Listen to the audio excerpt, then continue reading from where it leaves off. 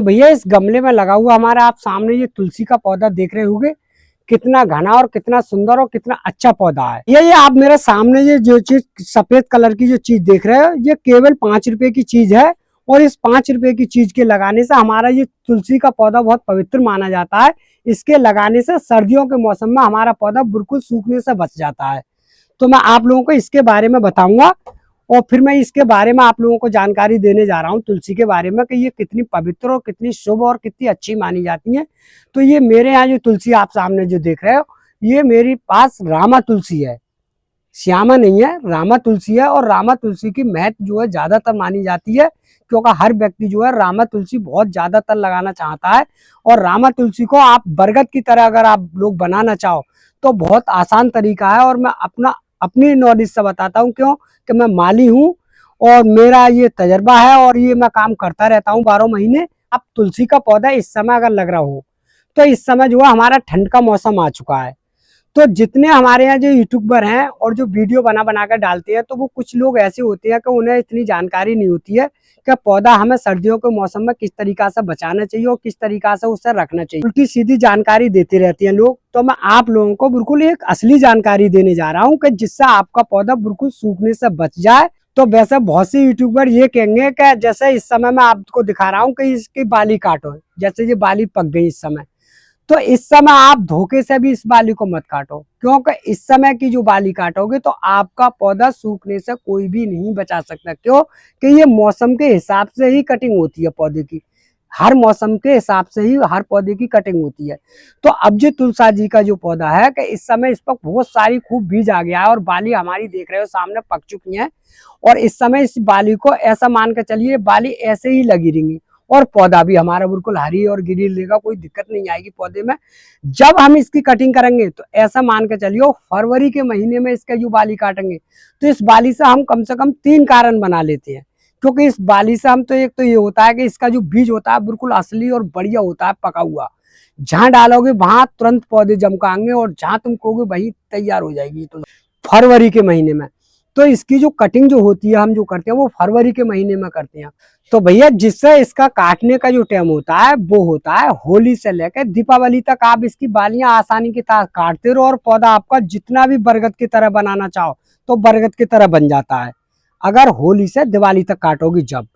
और जब दिवाली के बाद में अगर इसकी बालियां अगर आपने काटनी चालू कर दी, जैसे मैं आप लोगों को दिखा रहा हूँ इस बालियों को, तो ऐसा मान के चलियो कि आपका पौधा जो ठंड के दिन में जो मैं वीडियो बना रहा हूँ, तो ये ठंड के दिनों में जो काटते ही इस पर फंगस लगने के पूरे पूरे चांस बन जाएंगे। और फिर आपकी लंबी लंबी टहनी सूखेंगी यहाँ तक। जब लंबी लंबी टहनी सूखेंगी तो आपका पौधा बिल्कुल किसी प्रकार से आप लोग बचा नहीं सकते। तो आप लोगों को इस तरह से बिल्कुल बाली नहीं काटनी है। और जब पौधा आपका बचाना है तो आपको क्या करना है कि एक सफेद कलर की कोई भी पॉलीथीन ले आओ, जितना अपनी पौधे की क्षमता हो। अगर ज्यादा जबर पौधा है तो आप ज्यादा जबर पॉलीथीन ले आओ, और अगर छोटा पौधा है तो छोटी पॉलीथीन ले आओ। तो इस पौधे को जैसे ही अगर मान लो जैसा अभी धूप खिल रही है तो वो पॉलीथीन हटा दो। और जैसा ठंड का मौसम ज्यादा कोहरा पड़ना चालू हो जाए और अबर चालू हो जाए तो इस पॉलीथीन से पूरे दिन और रात ढकने दो, कोई दिक्कत नहीं आएगी इसके अंदर। हमारा जो माह का महीना जो आता है उस समय ज्यादा पूजा पाठ या मतलब रामायण वगैरह कथा वगैरह होती है, तो उस समय तुलसा की पत्ती मिलनी बहुत ना के बराबर मिलती है। क्यों को उस समय तक लोग सुखा लेते हैं अपनी तुलसा जी को, क्योंकि भी सूख जाती है। क्योंकि इसीलिए सूख जाती है कि उन्हें पता तो है नहीं। तो इसीलिए मैं आपको ये वीडियो बना कर डाल रहा हूँ एक, कि आप लोगों को अगर पत्तियां अगर माह के महीने में अगर पूजा पाठ के लिए चाहिए तो आप पॉलीथीन से ढक दो और जितनी भी पत्तियां चाहिए वो आसानी के साथ तोड़ो और पूजा पाठ में कामयाब कर लो, कोई भी दिक्कत नहीं आएगी। बस एक ही बात का बिल्कुल ध्यान रखना है कि ठंड के मौसम में आप इसके अंदर जल नहीं चढ़ाओगे। अगर जल भी चढ़ाना है आप लोगों को तो इसके बराबर से चढ़ा लो, कोई दिक्कत नहीं है, क्योंकि मंजूरी तो फिर भी करती है जी, ऐसी दिक्कत नहीं है। मगर हाँ, अगर आप चिराग या दिया वगैरह अगर आप जलाते हो तो वो आसानी के तरीका से जला लो। क्यों कि हम लोगों में तो चिराग वगैरह जरूर जलाते हैं तुलसी के नीचे, और वो जलाना भी चाहिए क्योंकि हम इसका महत्व ज्यादा तेजी से करते हैं भैया। तो भैया जैसे हमारे घर पे ऐसा होता है कि जैसे तुलसी का पौधा लग रहा है और घर पे मान लो 5 मेंबर हो या 10 मेंबर हुए या 4 मेंबर हुए, पता चली कि सभी लोगों ने छोटे छोटे जल लेकर और तुलसा जी के गमले में ही अगर चढ़ा दिया तो फिर वो तुलसाजी नहीं रोक पाती टक्कर। क्यों कि इसके अंदर इतनी जड़ की क्षमता नहीं होती है कि सारा पानी झेल लें। तो इस तरीका से आप बिल्कुल भी नहीं करें। और भैया जैसे तुलसी का आप लोगों को अगर गमले में अगर पौधा लगाना है तो ऐसी मिट्टी में आप लगाओ जैसे कोई बाग बगीचे की मिट्टी हो या कोई रेतली मिट्टी हो। जितनी फोकी मिट्टी होगी उतना ही आपके पौधे में जान बढ़िया पड़ेगी और पौधा भी सुंदर बनेगा। तो जैसा आप लोग फरवरी के महीने में जैसा आपका जो पौधा जैसे ठंड जब खत्म होती है तो ये पौधा तुरंत फूट का आना चालू हो जाता है और कहीं कहीं किल्ली भी दिखनी चालू हो जाती है। तभी इसकी बालियों को आप लोग कट करना चालू कर दो। जैसे जी सारी बालियाँ बिल्कुल आसानी के साथ काट दो। और कोई डंडी ऐसी होती है जो अंदर से भी सूख जाती है तो वो भी आपको कट करना है। जहाँ हरी दिखेगी वो ही वो काटनी है, रोकनी है आपको। सूखी सूखी टहनी सारी निकालनी है और निकालने के बाद में आप लोगों को फिर बिल्कुल प्योर धूप में रखना है और बिल्कुल पॉलीथीन हटा लेनी है। और फिर ऐसी गजब की तुलसाजी हो जाएंगी, इसका कोई जवाब नहीं होगा। पत्ता भी इतनी देंगी, इसका कोई जवाब नहीं। मगर एक बात का जरूर ध्यान रखना है कि जैसा आप लोग जो बाली काट के किसी जगह पे फेंके नहीं, ये बालियाँ काट के या तो किसी पन्नी वगैरह में रख लो। तो जैसा कहीं हम गंगा स्नान पे जाते हैं तो या तो कहीं गंगा स्नान पे जाओ तो वहाँ पर डाल दो। और या फिर इसका बीज बना लो, बीज भी बन जाता है। और बीज बना के जब इसका फूला फूला रह जाता है तो उसको जला के एक जगह राख बना लो। तो राख बनाने के बाद में उसी गमले में फिर डाल दो, तब भी कोई दिक्कत नहीं है। क्योंकि इसका महत्व जो है इतना कारगर होता है कि तुलसाजी के बारे में मैं ज़्यादा पढ़ा लिखा नहीं हूँ, मैंने ये सुन रखा है पहले बड़ी बूढ़ियों से। तो तुलसाजी जो है इतनी शुभ और अच्छी मानी जाती है और इसका वातावरण भी बहुत अच्छा माना जाता है। वैसे तो देखने में तो ये होता है कि तुलसाजी का पौधा जो है नीचे अगर घर पे अगर लगा हुआ हो अपने तो बहुत अच्छा और शुभ माना जाता है। और तुलसी का पौधा घर पे सूखना भी नहीं चाहिए किसी प्रकार से, क्योंकि अगर सूखता है तो वो भी शुभ नहीं माना जाता है।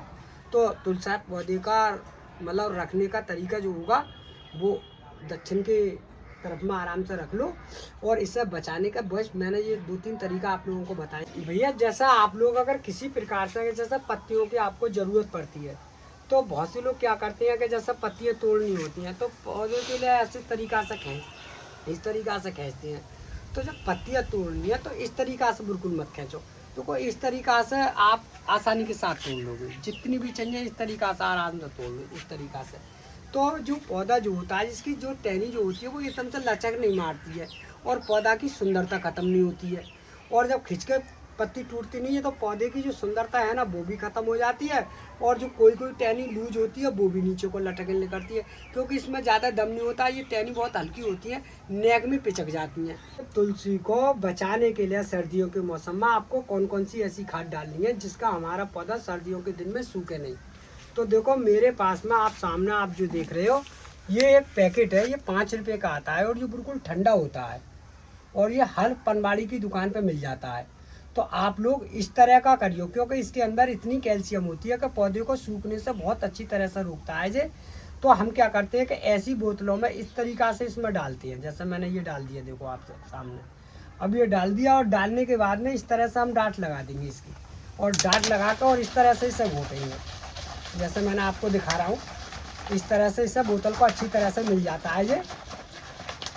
अब ये मैंने अच्छी तरह से मिला लिया, क्योंकि ये तो बहुत वैसा होता है, बिल्कुल बना हुआ चूना होता है और इतना कारगर और ठंडा होता है कि पौधे के अंदर कोई भी फंगस लगने से और उस चीज़ को रोकता है। इसके अंदर कैल्शियम ज़्यादा होता है। तो भैया जो मैंने ये चूने का पानी इस तरह से इस तुलसाजी में मैं डाल दूंगा इस समय। तो ये मैं 2 लीटर में आधा पानी डालूंगा 1 लीटर करीब में, क्योंकि ये 2 पौधों के लिए है। तो मैंने ये आधा लीटर डाल दिया भैया। अब ये दूसरी चीज़ मेरे पास में देख रहे हो, ये है मेरे पास में नीम की खली। ये नीम की खली की खाद है और हर बाज़ार में मिल जाती है। तो हम जो है इसको पानी में डालने के बाद में तब तुलसाजी में लगाते हैं बच्ची अच्छी तरह से। तो ये दोनों चीज़ें ऐसी चीज़ें कि आपकी जो ठंड में तुलसाजी जो सूखने की होंगी नहीं वो भी नहीं सूखेंगी। तो ये चीज़ आपको बिल्कुल फ्री में ही, कोई ज़्यादा मेहनत का काम नहीं है। तो आप इस तरीक़ा से, ये भी मेरा 2 लीटर का मग्गा है तो इसको भी आधा डालूँगा मैं।